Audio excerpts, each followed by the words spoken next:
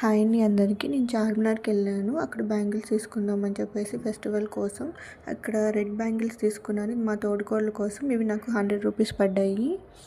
Next ఇంకొక metal bangles తీసుకున్నాను. ఇవి కూడా నాకు 100 రూపీస్ పడ్డాయి. మా అత్తమ్మ మా తోడుకోళ్ళు ఇద్దరు యూజ్ చేసుకుంటారు, అందుకోసమని ఈ బ్యాంగిల్స్ తీసుకున్నాను. మా అత్తమ్మ కోసం మళ్ళీ ఇవి రెడ్ కలర్ తనకి చాలా ఇష్టం, అందుకని ఇవి తీసుకున్నా. ఇవి కూడా 100 రూపీస్ పడ్డాయి. చాలా క్వాలిటీ బాగుందండి ఈ బ్యాంగిల్స్ మాత్రం మనకి.